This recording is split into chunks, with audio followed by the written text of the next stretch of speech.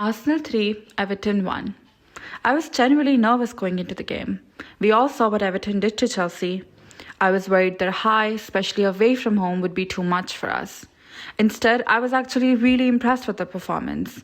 We controlled the ball well, particularly in the first half, and the control needs to be acknowledged early on.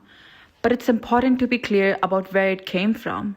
The midfield carried the game while the attack once again was underwhelming. Something we've seen far too often this season. Before I get into the player ratings, let's look at the numbers really quickly. Because on paper, this looks like a very comfortable Arsenal win. 71% possession, 22 shots, 10 on target, and an XG of just under 2. If you didn't watch the game, you'd probably assume Arsenal completely blew Everton away. But that's not how I felt. The possession and shot count tell you where the game was played, mostly in Everton's half, but they don't really explain how we got there. A lot of the control came from midfield. Mariona's positioning, Kaya's ball progression, and Kim keeping things ticking as she always does. What's more interesting to me is the efficiency, or the lack of it. 22 shots, but only 3 big chances, and 2 of those were missed. And that, for me, is the story of the game. Control without conviction. The XG suggests that we should be scoring around 2 goals, and yes, we scored 3. But one of those goals came from a Smith volley from outside the box, which just reinforces the same thing we keep coming back to. The platform is there, the structure kind of works, but too much of our attacking threat still depends on individual quality rather than any sustained rhythm. So yes, the stats look good, but they also explain the frustration we've all felt. With that in mind, let's talk about the players, because some really stood out and others just really didn't. Borb first. Honestly, barely noticed her, which is exactly what I want from my goalkeeper. Calm, secure, and the goal actually wasn't really her fault. Solid game, 7 out of 10. Lottie next, physically strong as always. There were a couple of sloppy passes, but overall a really steady performance, 7 out of 10. Catley, pretty neutral honestly, nothing exciting but nothing disastrous either. She did her job, didn't really push the game either way, 6.5 out of 10. Katie. Even putting the goal aside, this was an excellent performance in my opinion. She was everywhere. Listen, I don't think she's had a great season. I don't think that's a very controversial thing to say, but this genuinely felt like a reminder of what she brings. Intensity, energy, leadership, attacking prowess that nobody else in the team has. I genuinely can't criticize her work rate today. Emily Fox, rock solid again. I'm really glad she's starting to take more risks in the final third. Things don't always come off yet, but the intent is there. And I have absolutely no doubt that she'll keep improving. 8 out of 10.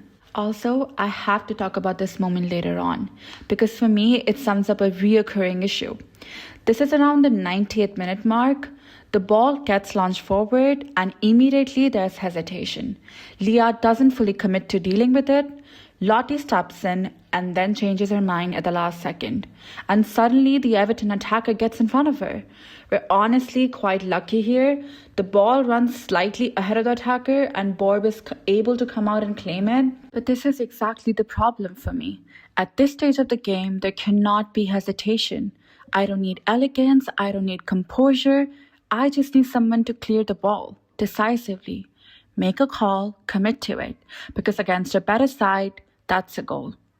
Okay, let's going back to player ratings. Kim Little, decent.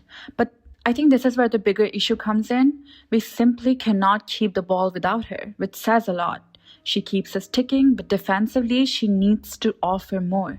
This is less about her individually and more about how dependent we are on her. So 6.5 out of 10.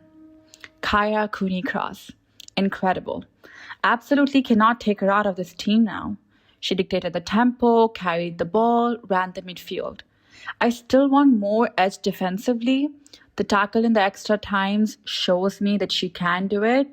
And I'd love to see her be more decisive and start taking more shots because we've all seen it. She has it in her. 8.5 out of 10. Mariona, workhouse as always. Positionally, she's elite. Always in the right place, always involved. The mistake leading to the goal was bad, but overall still a strong contribution, as always. 6.5 out of 10. This is where it gets depressing. Mead. Technically, she'll always give you a decent pass here and there, but physically, she just can't impose herself on the game anymore. Every attack feels like a lost momentum when it gets to her, and that's been a pattern for months now. 6 out of 10.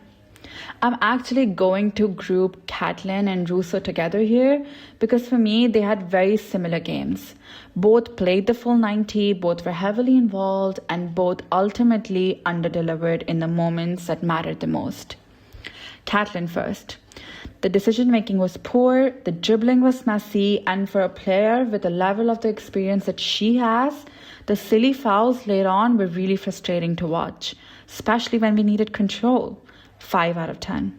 And Russo. I've seen people say she had a good game. I completely disagree. The movement was good, the turning of defenders was great, as always, but at this level, you have to be clinical. She could have scored at least 2. And effort alone just isn't enough. She has so much more in her. We all know it, we've seen it. 6 out of 10. Early on in this video, I talked about decisiveness, about how small hesitations can cost you late in games. And this next moment is the complete opposite of that. This is a 2-1, Everton are pushing, the crowd's kind of up, and we absolutely need to kill the game. But here's the difference for me. The ball gets launched forward to Smith. And let's be honest, she'd barely been involved in the 10 or 12 minutes she'd been on. But she takes it in control, sets herself, and absolutely smashes the volley. One action, one moment of decisiveness, and suddenly it's 3-1. Game over. And this is why I keep asking the same question every week. Why isn't she starting? Because even when she's quiet, even when she's barely involved, she brings something no one else in the attack absolutely does. At least consistently. Directness, conviction, and end product. So, yeah, 3 points, a better performance, but still plenty to fix. The quality is there, but the consistency just isn't. Until that changes, every win still comes with the questions. Anyway, that's it for me. Let me know if you agree with the ratings. See you after the next one.